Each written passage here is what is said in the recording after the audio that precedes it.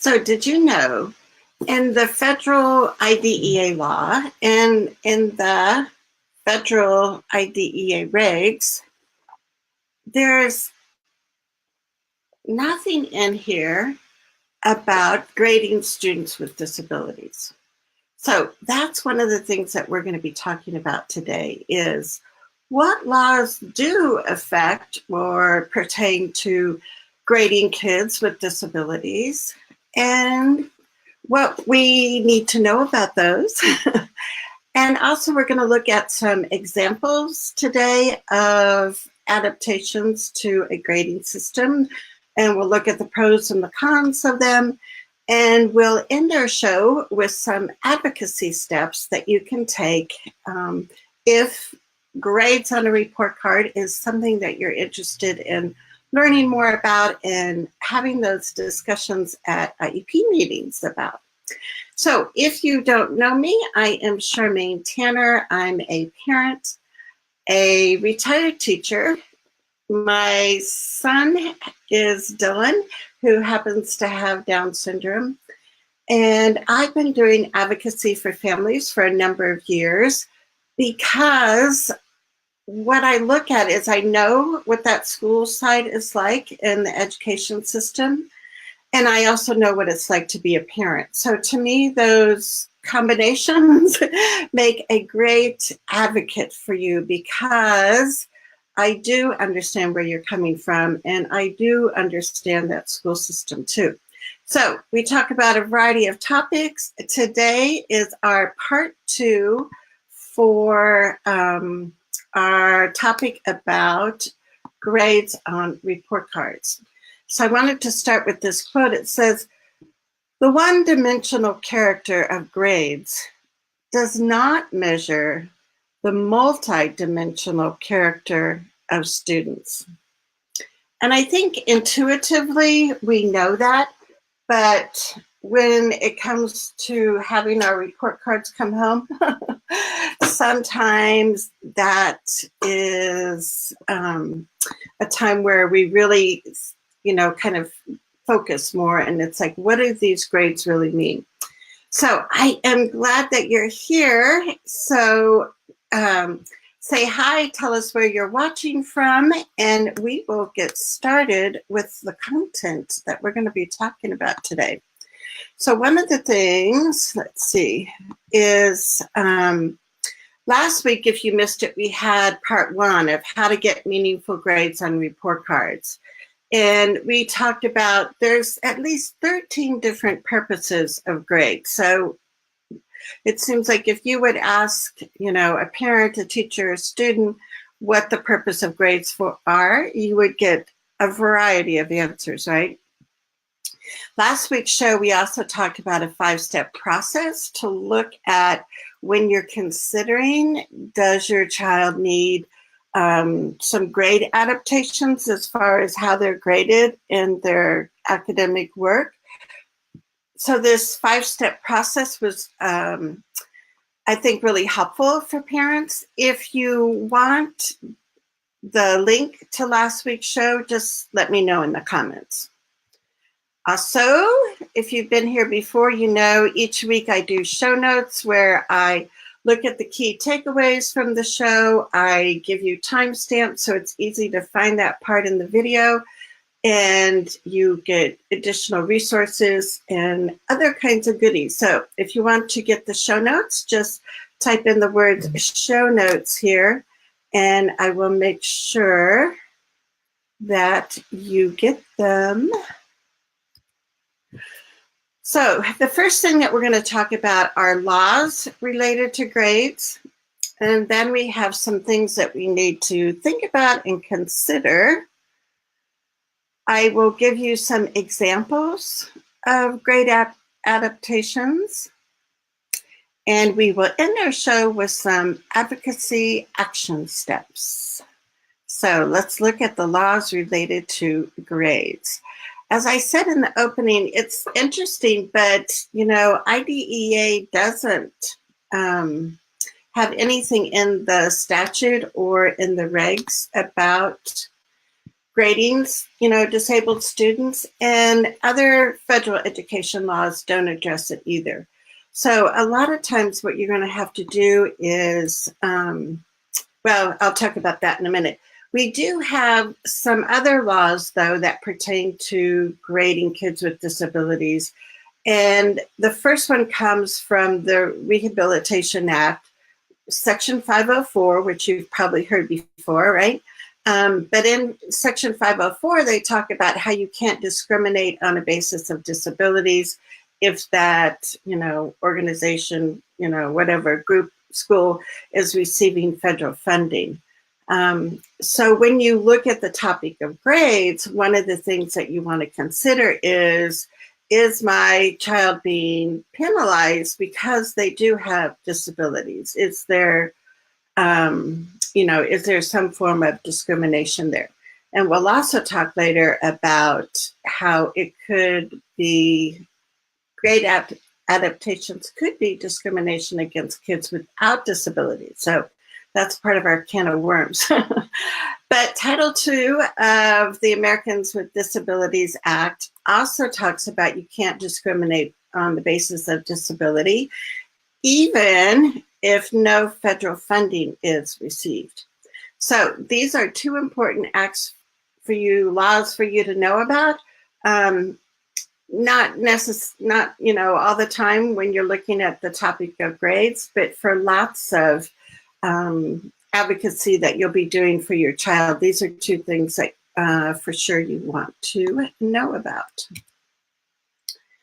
The other thing that both acts talk about is that schools must provide students with disabilities report cards that are just as informative and effective as report cards provided to students without disabilities. And so this is something to consider. Like if you're in a school and you don't have any other children in the school, you don't even know what other report cards look like, that could be one topic of, discussion that you mentioned to the general ed teacher is, I'm not even sure what report cards look like. Can you, not necessarily show me somebody's grades, but show me what the report card looks like. And you can start that conversation about, is this going to be the most meaningful way for you to get information? And does the IEP team need to talk a little bit about, are there some tweaks that need to be made to how your child is being graded? So Corey is with us. Hey, Corey. I can show you too. And yes, so I'll come back after the show, Corey, and I'll post that link for you. And Lissa from Idaho is saying that this is a topic that she's interested in. So great. Yeah, it doesn't get talked about much, but it's something that should, right? So the other thing that you need to know about is a ruling from the Office of Civil Rights. And this week when I type up the show notes, I'll put in some information from the Office of Civil Rights about this. So what they have ruled or given schools guidance on is that on the child's report card, oops, I wasn't showing you that. On the child's report card, you can, or the school, the teacher can indicate if your child is getting special ed services and, if it's necessary, some information about your child's disability.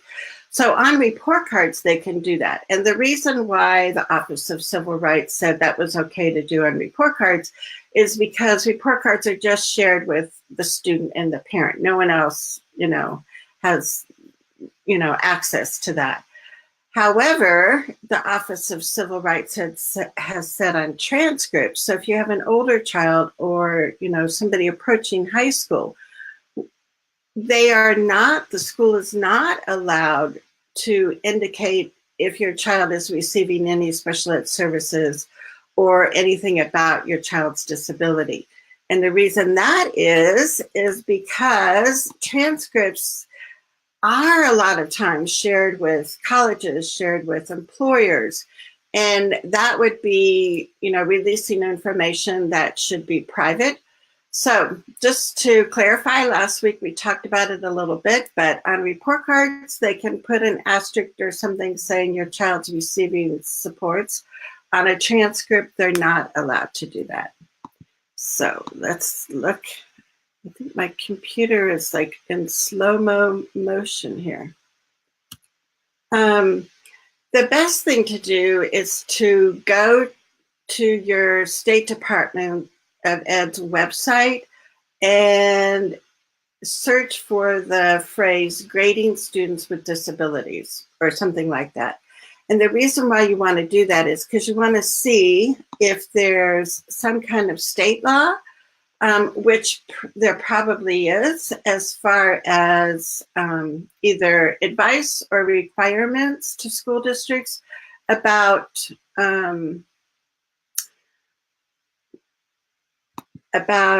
grading students with disabilities. So just because nothing is in the federal law, IDEA, you want to always know what your state laws say. So you can research. It's sometimes hard on Department of Ed websites to find things, but usually they have a search box and you could just type in grading students with disabilities and see what comes up. If you're not finding it, you can always talk to your special ed director or principal and ask. The other thing that you want to research is if your school district, if your school board has adopted any policies about grading, because sometimes the State Department will say it's up to our school districts to decide. So there's no state law, right? But if you still want to go one level deeper and make sure you know what your school district is saying about grading policies. And you don't want to just take it for like, wow, we have a school district policy that doesn't let us do that. You always want to follow up something like that with, could you show me the policy? I'd love a copy of it. I want to try and understand it better. So looking at your State Department website and also with your school board and see if there's any information there that would be helpful.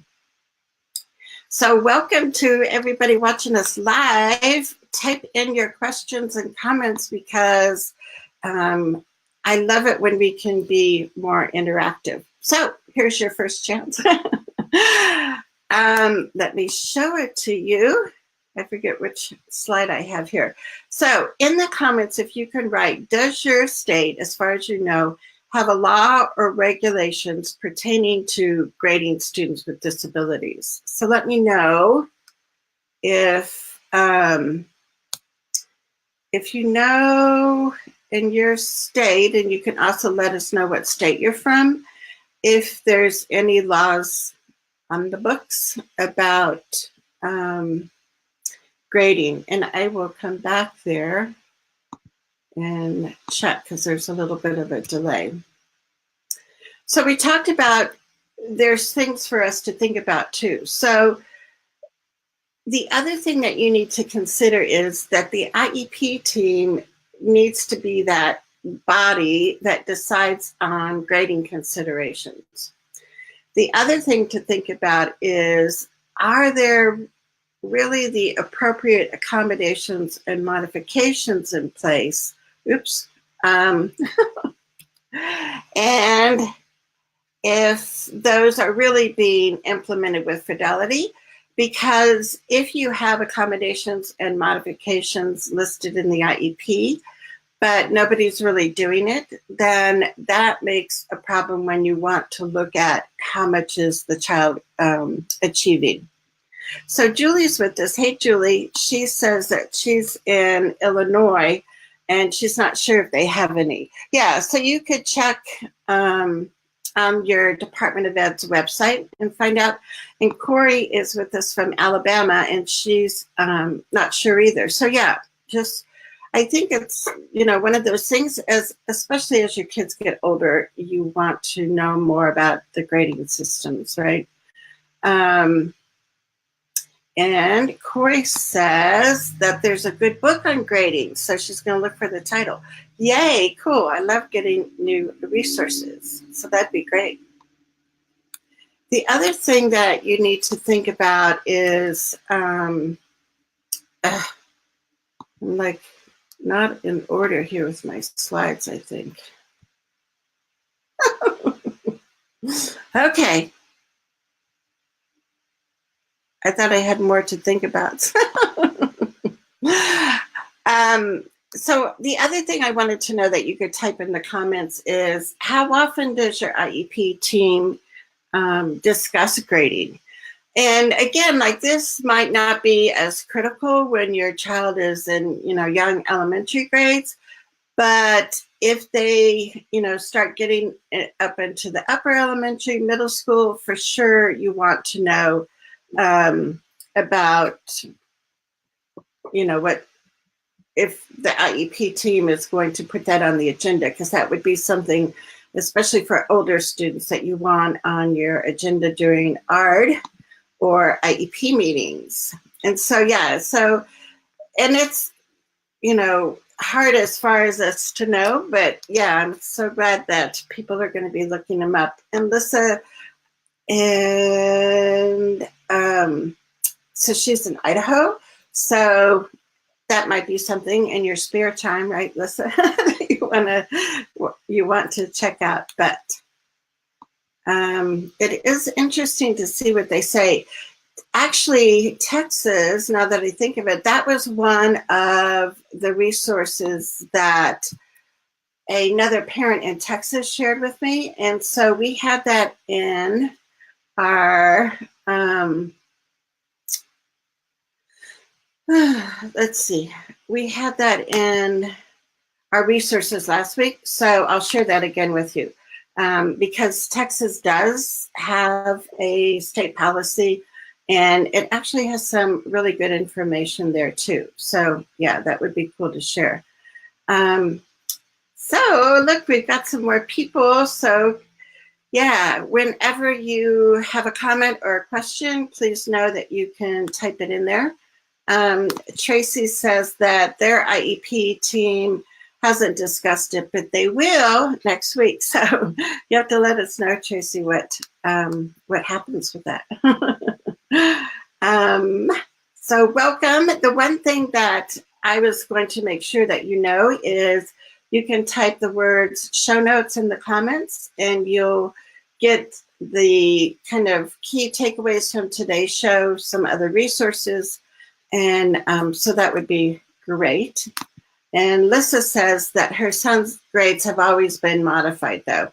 Yeah, and that's the thing, especially for students with modifications in their IEP, then most often you will want some kind of adaptations to the typical grading system. And we'll talk about that in a minute when we look at some examples here. So let's go back here. Oops.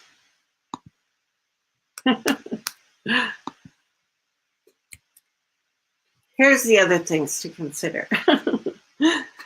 So if your child has accommodations, because we know accommodations don't change the level that we're expecting students to achieve, there really shouldn't be a reason to change the grading system for that student.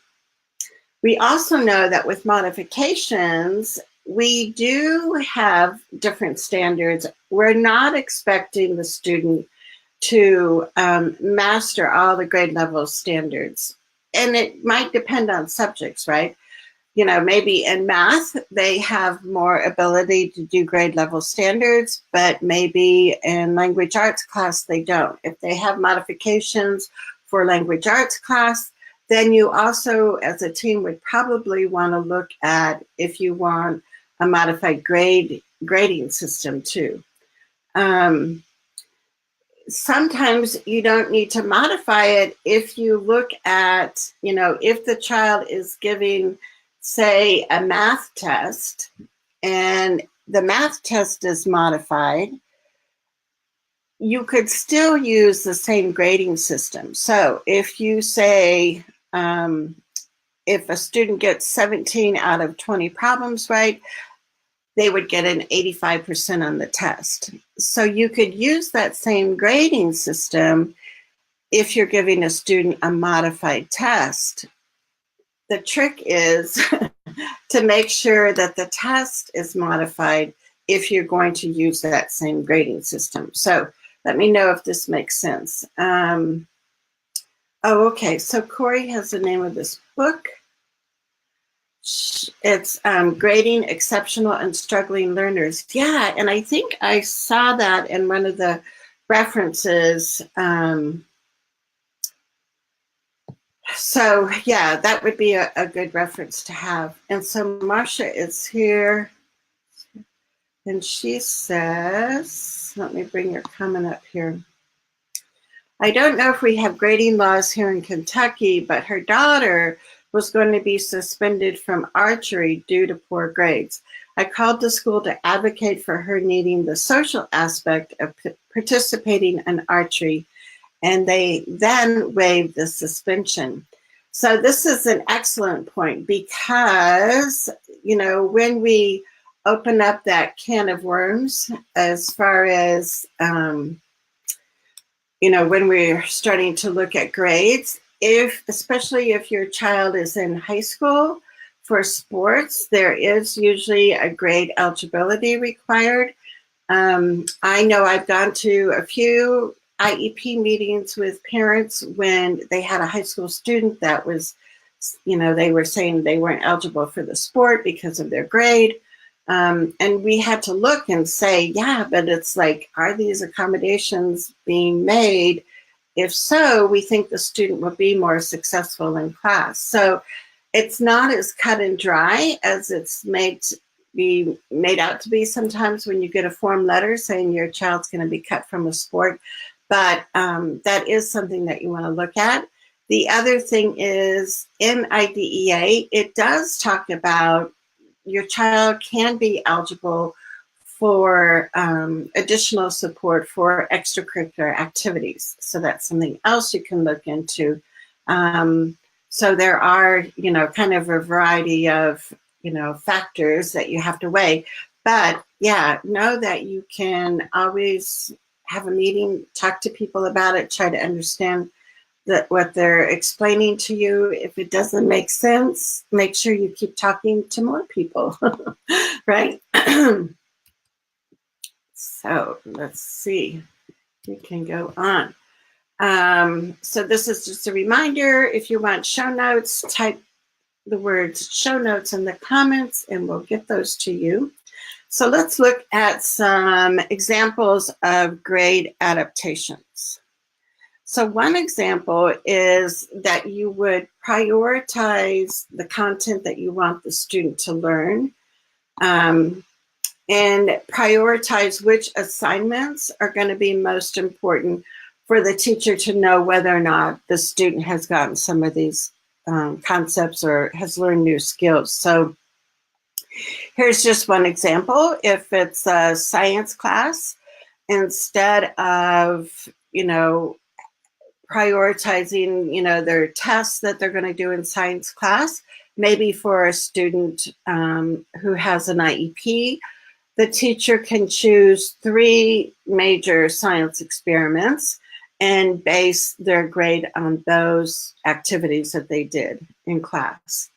The positives of these is it's easy to implement for teachers, and there's really no change to the curriculum that they need to make. The downside of doing this is that depending on what the teacher, you know, categorizes as the most important content, they may be leaving out other important content that you really want your child to be responsible for learning.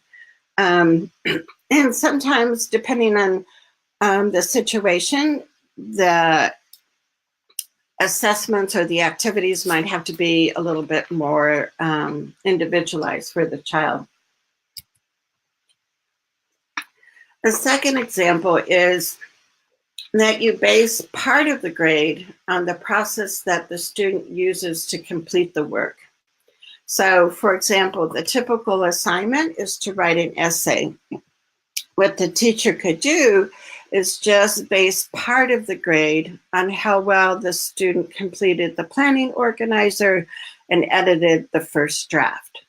So maybe it's more of you're looking at the process of writing, more than one paragraph or something, but you're going to be grading the child on that part, the process, and not necessarily the end product. Again, this would be easy for teachers to put into place, doesn't require any change to the curriculum.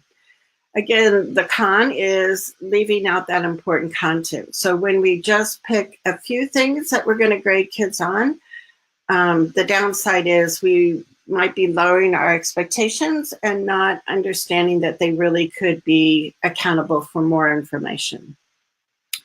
Now, a third example of a grade adaptation is when you add information from the student's work. So this is more like portfolio assessments. And for a lot of students with disabilities, this can be a really rich and more meaningful way to have information to share with parents, to share with the students, and you go back through, this is a sample of your writing that you did at the beginning of the year.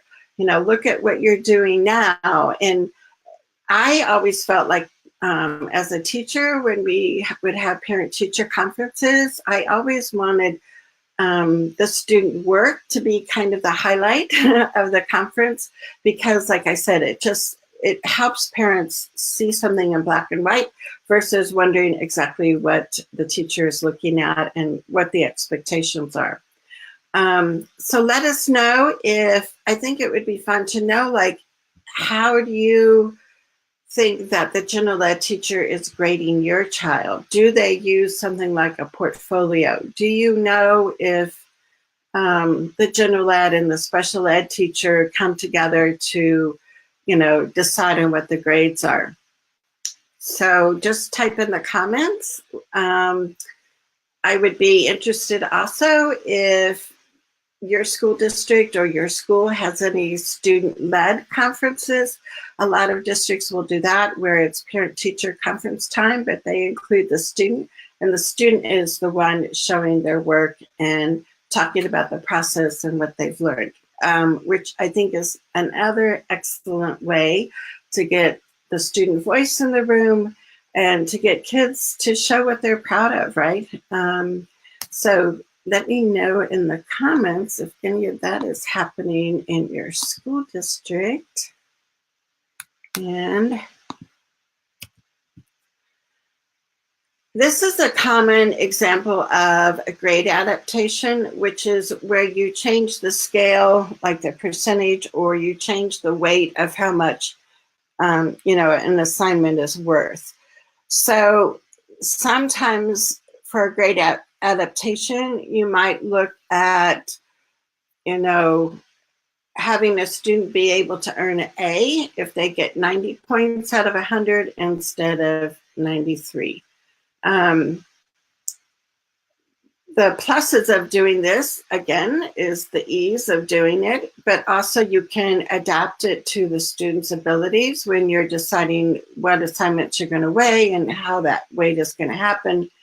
The con is all your assignments that the teacher is using for report card grades might be equally difficult, and so then it's hard to kind of figure out which one you're going to change the weight of. But that is another example of a grade adaptation. So let me know if you have any questions. Let's move on to advocacy action steps, right? Because it's great to learn new things, but if we don't do something with what we just learned, it doesn't help our kids. So one of the things that I want you to think about is that if teachers use the principles of universal design for learning, chances are that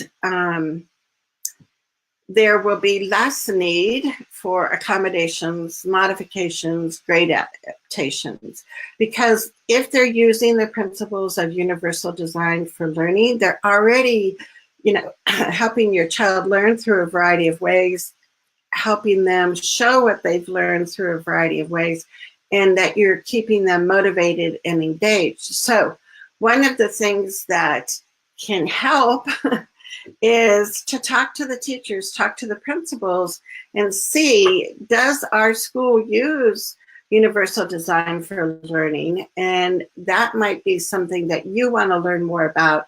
I have like 11 videos about UDL on my YouTube channel, and I can post the link to those. But that might be something that would help change on a bigger level, not just zeroing in on grades on report cards, but if we did universal design for learning, it would benefit all the kids in our building. So that would be something that you could consider. Another advocacy step that you can take is to remember that the IEP team needs to come up with a process for determining if some kind of adaptation is needed or not. And that process is something that we talked about last week. So I'll make sure you get the link to that. Any resources that you have, like in our show notes, I always put like articles, and now I'll also add the book that Corey suggested. Those are things that you can share with the staff, because chances are they probably haven't even talked about that much as a whole staff as far as grades and report cards.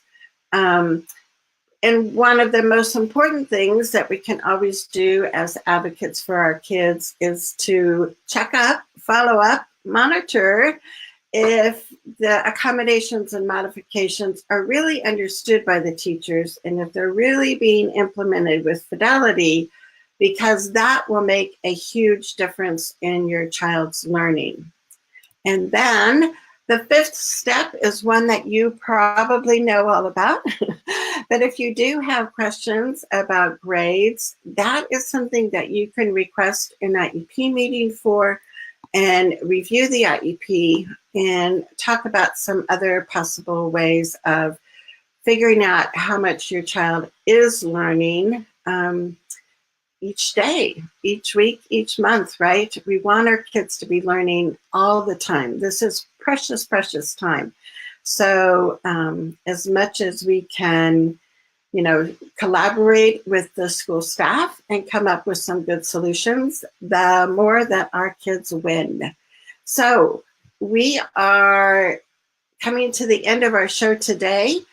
I will make sure that you get the show notes Tuesday morning in your email box. I want to tell you, next week, we have a wonderful advocate, Sarah Davis, from the Washington, D.C. metro area. And Sarah has a wealth of experiences advocating for her child and helping other families advocate. And she's going to be focusing on, what do we do when things kind of hit that roadblock during IEP meetings? What alternative dispute resolution processes do we have? What are some of the plus and minuses of that? So I hope you'll join us next Thursday at noon Mountain Time, when we'll be talking about kind of the pluses and minuses of trying to settle disputes with our school teams. So until then, have a wonderful week, and I shall see you next Thursday. Take care. Bye-bye.